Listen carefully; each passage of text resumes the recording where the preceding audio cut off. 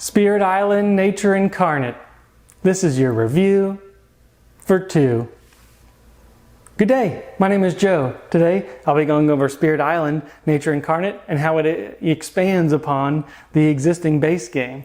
So what you get in the box, you get 8 new spirits, which is always welcome. That's kind of why you get the expansions. Now they do have punchies that have these new Incarnate kind of icons that some of the spirits use. So instead of having ritual sites, they're going to have these special sites on the map where they're going to be able to do their big powers from. So instead of these ritual ones, they'll be coming from these Incarnate, from the different spirits. So that's pretty neat.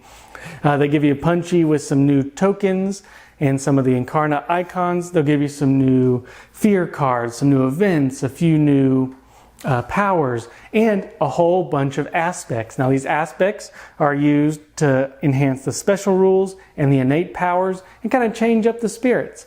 And then the last thing they give you is 2 scenarios and a adversary, and those are always welcome. So let's go on to the rules and references. Well, the rules themselves, fairly straightforward. However, I still wish that there was a comprehensible rule book for these things. I'm having to lug around 4 different rule books, one for setup, one for iconography tokens, one on the back gives me turn order with some different kind of setups to it, and the new Spirit Island Incarnate about some FAQ and just making sure that we're doing stuff right. I wish they would just come up with a comprehensible rule book that really would clear a lot of things up. I was able to jump into it because it did say, if you know how to play Spirit Island, here's the differences, and I did appreciate that. But still, I'd like a lot of these things condensed into one rule book. One day, hopefully they'll come out with a big box set. So the actual setup and table size, basically as Spirit Island, just a few extra doodads around. So let's talk about the gameplay. So the gameplay is going to essentially be the same as Spirit Island with these 8 different spirits that you're going to get. Now these 8 spirits are going to be vastly different. I believe 5 or 6 of them have these Incarnate. And like I said, they're really special sites that are one-offs around the board that'll emanate some power. And that's really neat.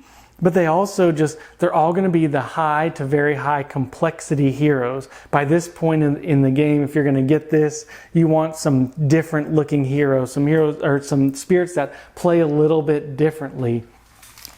I do wish, because now they're starting to get more tokens that are almost specific to some spirits, and that's more stuff to kind of lug around. That's one thing I don't like, is I'm having to take 4 boxes now, potentially 5 boxes with horizons, to different, to my buddy's house, or to just get it back to the table. So it's getting a little bit unwieldy, but just having the vast amount of spirits is a lot of fun.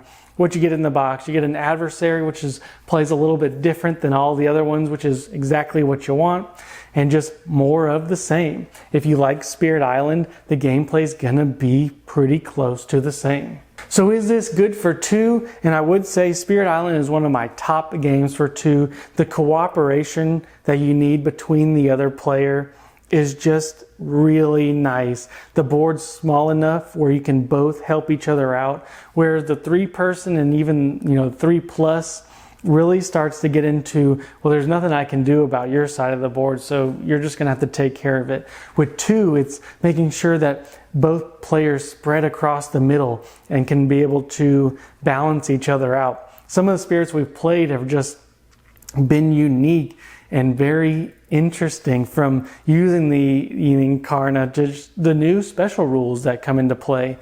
A lot of them just are very different between one another, and that's exactly what you want in these new spirits. So overall, if you're looking for more Spirit Island, this will give you that without changing a lot of the fundamentals.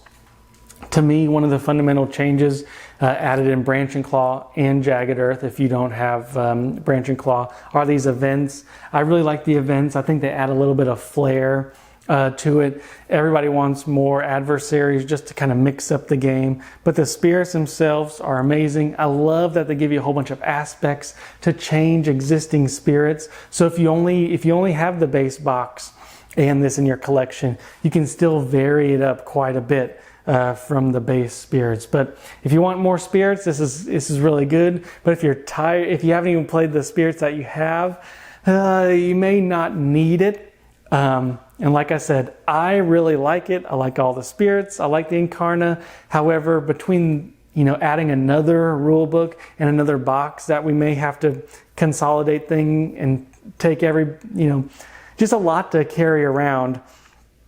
This is definitely not for everyone. But if you like Spirit Island, pick up your 8 more spirits and some aspects and get to playing. If you don't like it, this may be a pass, but this will always be probably in my top 3 2-player games because I just think the cooperation is really high. So this adds more to a great game for me.